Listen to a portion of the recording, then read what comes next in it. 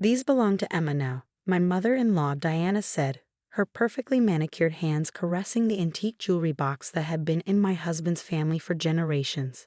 Her voice dripped with satisfaction as she slid the mahogany case across the dining table toward her daughter. After all, blood is thicker than marriage. I sat frozen in my chair, watching as Emma eagerly flipped open the ornate lid. Inside gleamed the collection of family heirlooms that my late grandmother-in-law Martha had specifically entrusted to me before she passed. Delicate pearl earrings from the 1920s, an Art Deco sapphire necklace, vintage diamond bracelets, each piece carrying nearly a century of family history. But Martha gave those to Sarah. My husband James protested weakly from beside me. They were meant for her. Diana's perfectly lined lips curved into a cold smile. "Your grandmother wasn't thinking clearly in her final days, dear. We all know these precious pieces should stay with true family. Emma is your sister. She'll keep them in the bloodline." I watched Emma slip on the pearl earrings, admiring herself in the box's tiny mirror.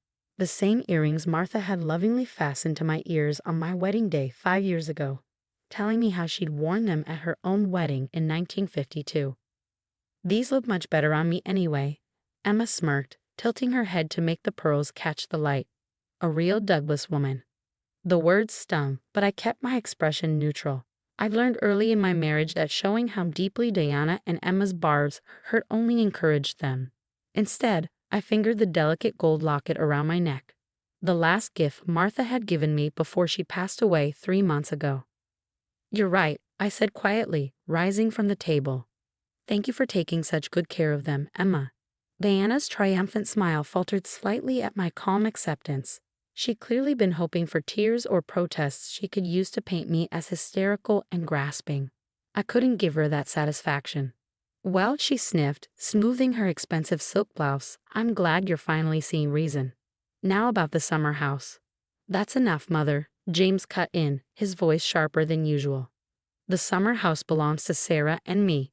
Grandma Martha's will was very clear about that." I squeezed his hand under the table, grateful for his support even though I wished he'd shown it earlier about the jewelry. But I understood.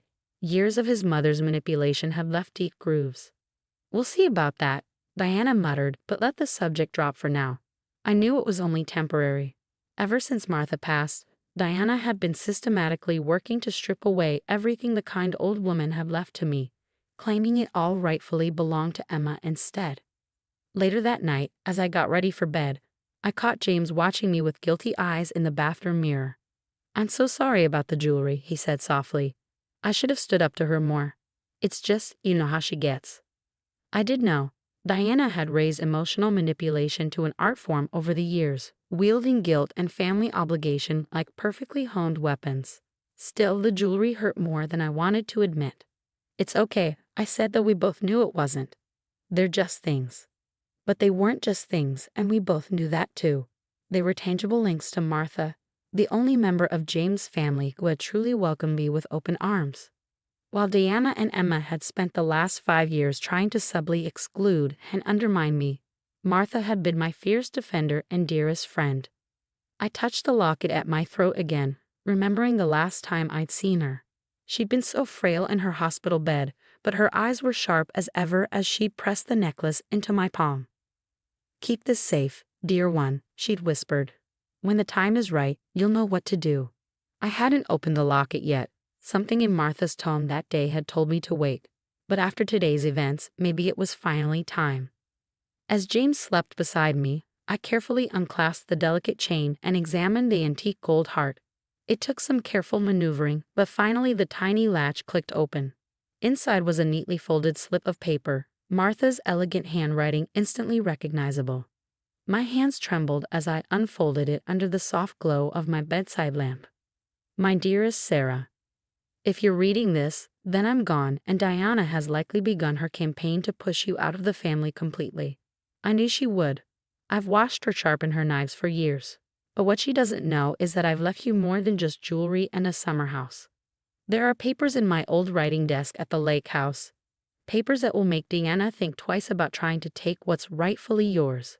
The key is inside this locket. You've been more of a granddaughter to me than Emma ever was. Stand your ground, dear one. The truth will set you free. All my love." Martha. Sure enough, tucked into the other side of the locket was a tiny brass key. I held it up to the light, my mind racing. What secrets had Martha been keeping all these years? And how would they change everything? I carefully refolded the letter and returned it to the locket, my heart pounding with equal parts anticipation and anxiety. Tomorrow, I decided I would drive out to the lake house. Whatever was in that desk, Martha had clearly meant for me to find it when I needed it most. And after today's power play with the family jewels, I definitely needed it now. The drive to Martha's lake house took just over 2 hours, each mile heightening my anticipation. I hadn't told James about the letter or where I was going, not because I didn't trust him, but because I knew his mother would somehow extract the information from him. Years of Diana's interrogations had left him with paper-thin defenses against her questioning. The house looked exactly as it had 3 months ago, when we'd last visited Martha here. The whitewashed porch still held her favorite rocking chair, and her prized roses still bloomed in neat beds along a walkway. Only the slightly overgrown grass hinted at her absence. Inside, everything remained untouched. Diana hadn't yet managed to get her hands on this place, though not for lack of trying. The antique writing desk stood in its usual spot by the bay window, morning sunlight streaming across its polished surface. My hands shook slightly as I fit the tiny key from the locket into the desk's central drawer. It turned with a satisfying click. Inside, beneath a stack of Martha's personal letterhead, lay a large manila envelope. For Sarah. Open when needed was written across the front in her distinctive script. I settled into Martha's old leather chair and carefully opened the envelope. Several documents slid out, along with a handwritten letter dated just 6 months ago. Dearest Sarah, if you're reading this, then Diana has finally shown her true colors. I've watched her machinations for years, the way she's tried to undermine your marriage, how she's promoted Emma as the real daughter James should have married instead. It's time you knew the truth about Diana and why she's always felt so threatened by you. You see, Diana isn't James' biological mother. I found out shortly after she married my son Thomas. A nurse from the hospital where James was born recognized Diana, had a charity event, and pulled me aside. She remembered the strange circumstances, how Diana had claimed to have given birth while my son was away on business, but had actually arranged a private adoption and passed the baby off as her own. I confronted her with this information, and she broke down and confessed everything. She'd been unable to conceive and was terrified Thomas would leave her, so she made a desperate choice. Thomas never knew. I agreed to keep Diana's secret as long as she proved to be a good mother to James, and for many years she was. But I've watched her growing bitterness and obsession with making Emma the perfect child, and I fear what she might do once I'm gone. In this envelope, you'll find copies of the original adoption papers, my signed affidavit about Diana's confession, and the nurse's sworn statement. I've kept them safe all these years as insurance against Diana's worst impulses. Use them wisely. Remember, this information may hurt James deeply. Share it only if absolutely necessary. Sometimes the threat of exposure is more powerful than exposure itself. All my love. Martha. I sat back stunned. The other papers confirmed everything. Official documents showing James' adoption, statements from hospital staff, even old photographs showing Diana without any signs of pregnancy just weeks before James' supposed birth. This explained so much. Diana's obsession with bloodlines, her overwhelming favoritism toward Emma, her desperate need to prove Emma was the only real Douglas. She'd spent decades building her identity around being the Douglas family matriarch, and she saw me as a threat to that carefully constructed facade. My phone buzzed, making me jump. A text from Emma. The sapphire necklace looks amazing with my new dress. So glad these precious family pieces are finally with their rightful owner. A photo followed. Emma wearing Martha's beloved necklace, Diana beaming beside her. The casual cruelty of it made my blood boil. I started to type an angry response, then stopped. Martha hadn't given me this information for petty revenge. She'd given me protection, a way to stand my ground without stooping to their level. Instead, I texted back, "You both look lovely. By the way, I'm at the lake house going through some of Martha's old papers. She left such interesting documents. Would you like to meet for coffee tomorrow to discuss them?" The response was almost immediate. What documents? I smiled, tucking Martha's letter safely away. Oh, just some old family history. Very enlightening. I'm sure your mother would find them fascinating. There was a long pause before Emma replied, I'll ask Mom when she wants to meet. I knew Diana would be calling any minute, probably in a panic, but for the first time in 5 years, I felt ready to face her. Martha had given me more than just evidence. She'd given me understanding. Diana wasn't the powerful matriarch she pretended to be. She was a frightened woman who had spent decades building walls to protect her secrets. And now I held the key to those walls. The desk phone rang, its shrill tone cutting through my thoughts. Diana's number flashed on the caller ID. I took a deep breath, channeling Martha's quiet strength, and picked up the receiver. Time to change the rules of this game. What exactly did you find?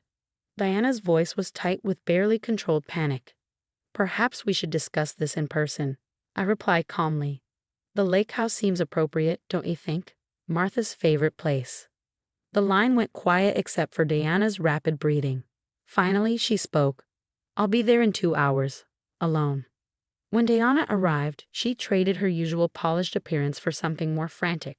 Her designer blouse was buttoned incorrectly, and her carefully styled hair showed signs of anxious fingers running through it. I met her on the porch, where Martha and I had shared so many afternoon teas. Would you like to sit? I gestured to the rocking chairs. Don't play games with me, Diana snapped. What did you find? I studied her face, the fear in her eyes, the slight tremor in her hands. For the first time, I saw past the intimidating facade to the frightened woman beneath. I found the truth, I said softly. About James. About you. All the color drained from her face. She gripped the porch railing for support. Martha promised she'd never tell. She didn't, not while she was alive. But she made sure the truth wouldn't die with her. Diana sank into the nearest rocker, her carefully constructed world crumbling around her. Are you going to tell him? I sat in Martha's old chair, feeling her presence around us. That depends on you, Diana. I don't want to hurt James. Martha didn't want that either. She wanted peace in this family, real peace, not just the appearance of it. What do you want? Diana whispered. I want what Martha wanted, to be accepted as part of this family. No more schemes, no more trying to push me out or elevate Emma above me. We're both James' family. We both love him. Tears filled Diana's eyes. I was so afraid, she admitted. When I couldn't have children, Thomas wanted them so badly. The adoption seemed like the only way. Then when I finally had Emma, I thought I had to prove that you were a real mother. I finished gently. Diana, you've been James' mother his entire life. Nothing changes that. But trying to erase me from the family won't make your position more secure. It only causes pain. She wiped her eyes, looking lost. The jewelry should be shared, I said firmly. Family heirlooms are meant to connect us, not divide us. Martha knew that. Diana nodded slowly. She always did know best. She straightened in her chair, some of her old dignity returning. I'll have Emma return the jewelry tomorrow. We can decide together how to share them. Thank you. I touched the locket at my throat. Martha would be proud of us having this conversation. She wanted so badly for us to be real family, Diana said softly. I was too afraid to let that happen. We can start now, I offered. Not as rivals, but as James' family, both of us. Later that evening, as James and I sat on a lake house porch watching the sunset, I felt Martha's presence more strongly than ever. The truth she'd entrusted to me had done exactly what she hoped, not destroyed the family, but begun to heal it. Mom called me, James said, puzzled. She invited us for dinner tomorrow. Said she wants to make some changes, make things right. What happened? I squeezed his hand, touching my locket with the other. Some secrets were better kept, not to deceive, but to protect. Let's just say Martha left us one final gift, the chance to be a real family. She always was the wisest of us, he smiled. Above us, the evening star appeared, the first light in the darkening sky. Like Martha's truth, it hadn't destroyed the day, but transformed it into something new and full of possibility. Diana would need time to fully change, I knew that. But Martha had given us the tools to build something better, not through force or exposure, but through understanding and compassion. The family jewels would be returned, but more importantly, the real treasure, the chance for genuine family bonds, was finally within reach. Martha had known all along what we needed, not weapons to destroy each other, but bridges to connect us. In the end, her greatest heirloom wasn't the jewelry or even the truth she preserved. It was the chance for grace, for change, for healing. And that was worth more than all the family jewels in the world.